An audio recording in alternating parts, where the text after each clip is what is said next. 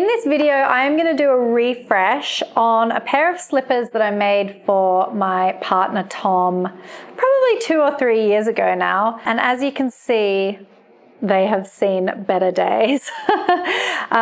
He works from home and just pretty much lives in slippers. The good news is that he doesn't ever wear them outside, so the soles are actually still in really good condition, which means I can probably reuse those.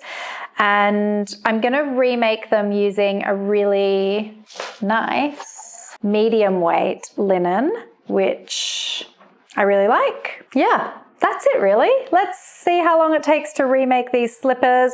I'm not going to do the quilting on this pair. I'm going to test a different method, which is using a foam with like a adhesive backing on it. So let's dive in. So first thing I'm going to do is take these apart, and there's no way of doing this nicely. I'm just going to literally start ripping into them and also have a pair of pliers on hand, which can be helpful as well.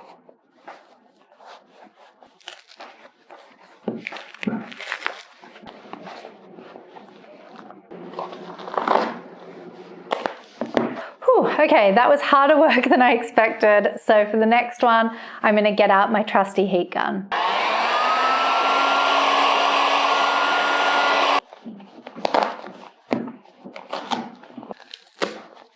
Okay, that one was a bit easier. So you can see I've still got all of this kind of leftover cork in the base there. I really do want to try and reuse these soles, so I'm going to get a bit of heat on there and just try and scratch off as much of that as I can, whilst being careful because I can see I've got all this wadding in here from the previous pair, and that will just kind of burn pretty quickly if I get the heat gun on there. So I'm going to try and get most of this wadding off first, and then see if I can scrape most of this cork off.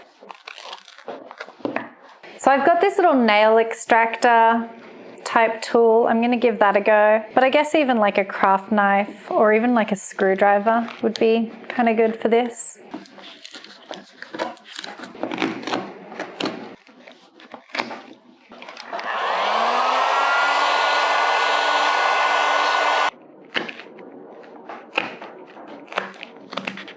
There's definitely nothing glamorous about this part of it, but I'm getting there.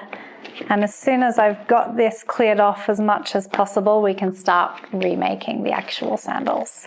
Okay, so I've got most of the excess cork off there. I did actually get a little sanding file as well and just went in there like that, which helped get most of the excess off. But yeah, that's kind of the joy of an upcycling project. You don't really know what you're gonna be working with until you start taking things apart. So I've got the soles. I'm definitely gonna use those because they are still in pretty good condition. So we'll pop those to the side and let's now inspect the situation here. So I'm definitely not going to reuse the upper parts because they've got holes in them. And same thing here, I'm not going to reuse this part because it's got a hole in it as well. But I did just want to see what the situation is with the insole. I'm just remembering now that when I made these the first time, I'd actually used an old yoga mat for the foam so that they were extra squishy. So I'm going to peel this off and just see what the situation is underneath. And that can go straight in the bin. Gross. Okay, so the insole board and the foam aren't in the worst shape ever. And I'm kind of in two minds here on what to do because a part of me just wants to cut fresh, brand new ones and make it fresh and new. But the other part of me is thinking that this is already sort of molded itself to the shape of Tom's foot, and he didn't really want me to remake these slippers, believe it or not, because he was like, they're so comfy, but I was like, absolutely not, they've got holes in them, we can't be having that. So I'm sort of wondering if maybe I just cover this with an extra layer of foam and fresh linen, whether it might be actually kind of cool to keep the shape that it's molded into for comfort. I'll tell you what I'll do. I'm going to take this one apart as well and get it to that stage. And if this one's also in good condition, then I'll consider it further. But if this one's trashed, then we'll make new ones.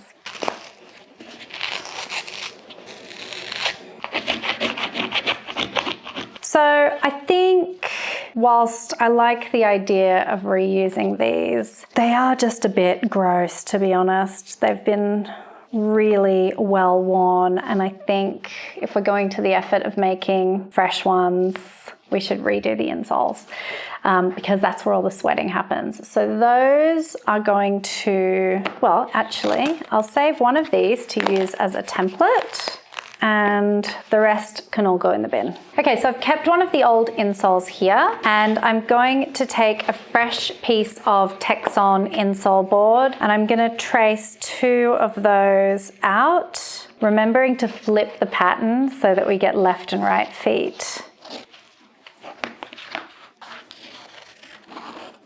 And then we can go ahead and cut those out. Now I think I'm going to do 2 layers of 2mm foam on here just to make them extra squishy. Okay, so I'm gonna now turn to my trusty water-based glue, and I'm gonna start by gluing up the foam pieces because I just find that the glue really soaks into the foam and it takes quite a while to dry. So I'm gonna get these glued up first, and you'll notice I haven't cut anything out yet, and I'm also just gluing a little bit outside the line, and you'll see why in a sec.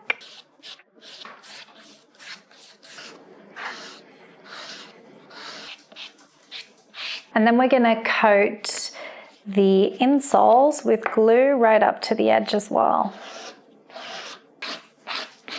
Okay, so once we've got those all glued up, we can go ahead and stick them onto the first layer of foam, like that. And then we can go ahead and cut them out. And the reason I put the glue just a little over the line with the foam is so that if I stick this piece a little to the left or a little to the right, there's always going to be glue there for it to grip onto. Okay, so now that we've got that first layer done, we're going to go back to our glue. We're going to coat this side and then attach the second layer of foam. Okay, so we're going to stick these ones down and repeat.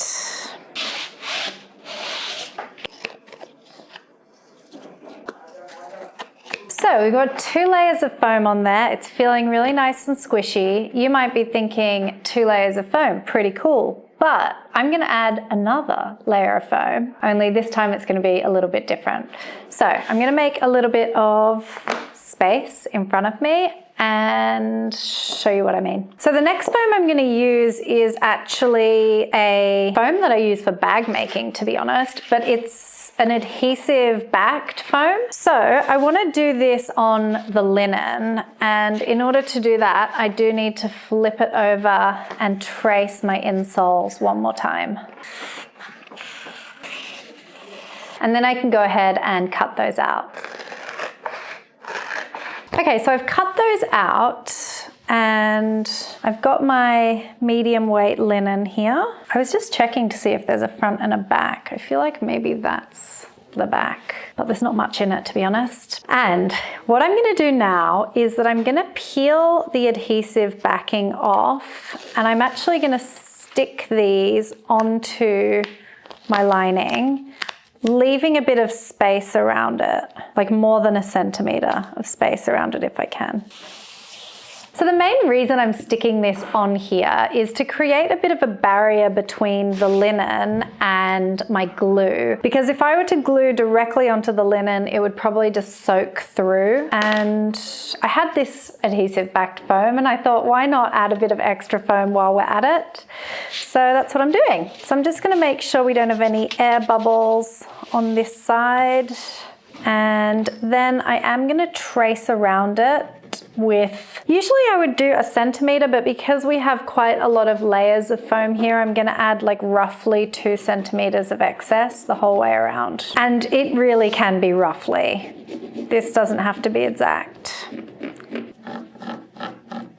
And then I'm going to go ahead and stick the second one as well.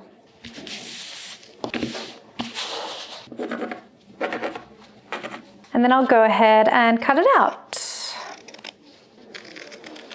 Okay, so at this point, we are gonna go back to our insoles and back to our glue, and we are going to glue these pieces on top like that, and then this additional linen is actually gonna get wrapped around the whole thing, and that's how we're gonna have a beautiful squishy insole. So I'm gonna go ahead and get this all glued up, and then I'll start wrapping over the edges.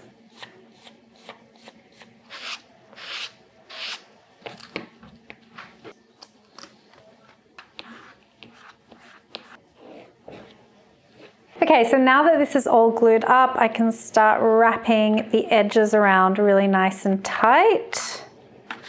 And when I get to the heel section, I'm gonna need to pull in like little pleats. And you just want those pleats to be as far away from the edge as possible. And we are gonna trim all the excess away, so lots of little pleats is totally fine. In fact, preferable. And same thing around the toe, we'll have to pull in little pleats as well.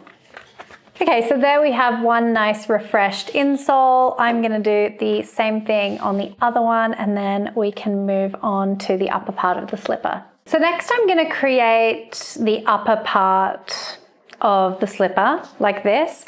I'm not gonna quilt this one like I did for this style, because I just want it to be a bit more plain, a bit more like an elevated hotel slipper kind of vibe. So I've made a pattern based on this, and I've cut out 4 pieces of my linen, and I also have some wadding here, which is just standard wadding, and I've got my sewing machine. Let's start by pulling the sewing machine over and stitching these up. So I left myself about a centimetre allowance on all of these pieces, and I'm gonna just stitch along the 2 long edges with, like I said, about a centimetre allowance. And I'm putting the right sides together.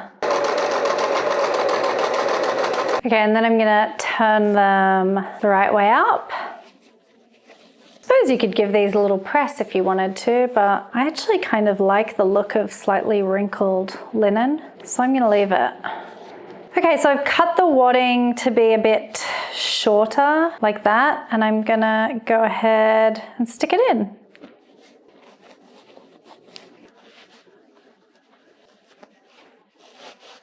All right, and then I'm gonna actually just stitch the sides closed as well. Okay, so we've got these 2 little pillowy padded uppers, and they're gonna basically go over there like that. And if I had Tom here, what I would normally do is actually get him to place his foot onto the insole, and then I'd wrap that tightly around his foot so that I know exactly where I want to stick it under the base. But since he's not here, I am going to do that using a shoemaking last. So these are my shoemaking lasts in Tom's size, and this little pillow strap is going to go over the top like that. So we need to get some glue on there, so I'm going to flip it upside down. So I'm going to glue the underside of the uppers from where I've stitched down, so just the flat area, and I'm being kind of generous with the glue here. Then we're going to take our insoles, put those over there. And I'm flipping them upside down, and I'm just going to put some glue right along the outside edges so that when I place my straps, it's got something to stick to underneath.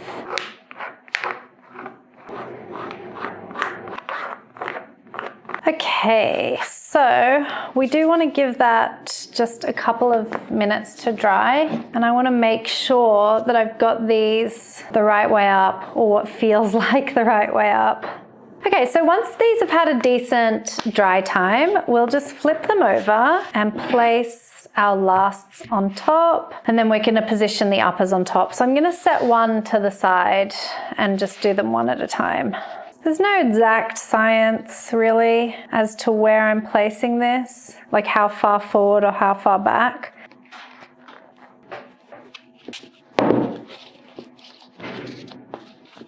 See how using the last allows me to pull it really nice and tight around there.